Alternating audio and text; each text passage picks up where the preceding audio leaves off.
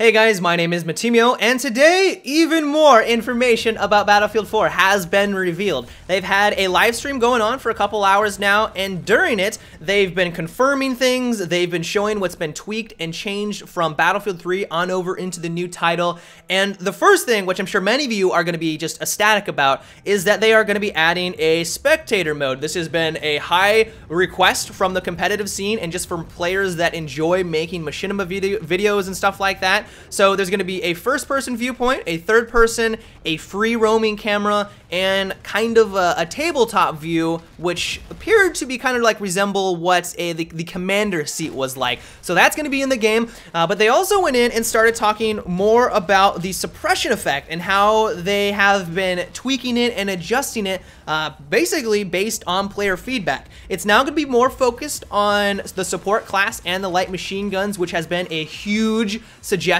from the Battlefield community. I believe that the assault weapons and the engineer weapons are still going to be able and capable of suppressing the enemy. It's just not going to be as potent. And I really like this concept that essentially solidifies and gives the support role an actual role in the game instead of just having a bunch of ammunition at their disposal. They will be more potent at playing as a support, pinning down the enemy team, allowing you and your allies to push around and get to flank them and then hopefully take them out. Another change that they started talking about is that the effect itself is going to be less potent up close, but its full effect will be at longer distances. And I'm assuming what they're trying to do here is to get rid of the frustration where if you are right next to your target and you're suppressed, where you'll start firing, you're aiming down sight, and your bullets are just flying all over the place and you can't hit a single thing. So it's clear that DICE is listening to the community. They understand the frustrations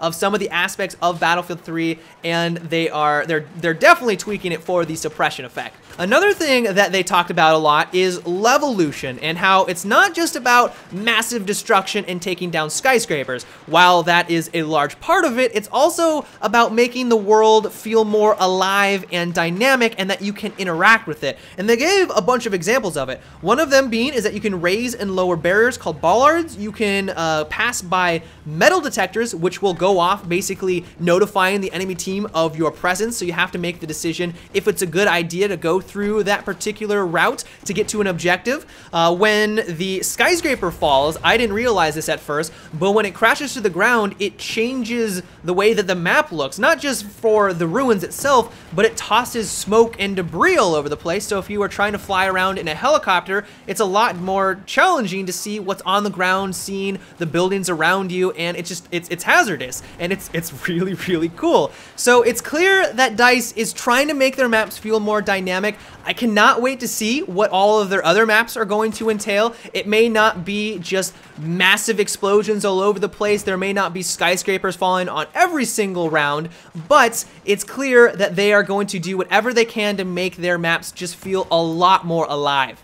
They also kind of talked about water and how that's going to work out, and apparently you can sprint now while swimming. There were some examples where the soldier had some nice breaststrokes going, but also you can dive down below and you can get below the surface and kind of go on some reconnaissance missions or try to be extremely stealthy. You probably can't swim as quickly down there, and it's not going to be as fast to get from point A to point B, but it'll be kind of a stealthier route. We currently don't know how long you can hold your breath. I'm sure that DICE doesn't even know conclusively how long you're going to be able to do that, but it's cool to see that it's a little bit more fleshed out than what we had in Battlefield 3, and you don't just feel like just a random sitting duck out in the ocean, and it just feels like a chore to get from one side of the map or one side from the shore to the other. And lastly, they briefly mentioned that gun customization is going to have more options. There will be more things available. They talked about different scopes. We already saw that you can have essentially 2 or different magnifications on your particular weapon. They didn't go into specific details. We're not going to probably know that until a couple of months later when everything is more fleshed out. But it also looked like there was more pistol customization. I was watching the stream, and during it, you could see a soldier's loadout, and it's had a pistol barrel. It said standard barrel, so maybe there will be different types that you can have there, which currently isn't in Battlefield 3, so that'll be cool. They also mention the Chinese faction and how they will have specific vehicles and weapons, which basically makes sense because that's exactly how it currently works in Battlefield 3 with the Russian and the US factions. But in general, the live stream has been awesome. It's been chock full of new information. I probably haven't even covered everything. I know I haven't covered everything, and I will for sure be making a lot of new videos talking about the stuff here in the near future. But that is about it for today's video, guys. I hope you enjoyed, and so until tomorrow, have a good one and take it easy.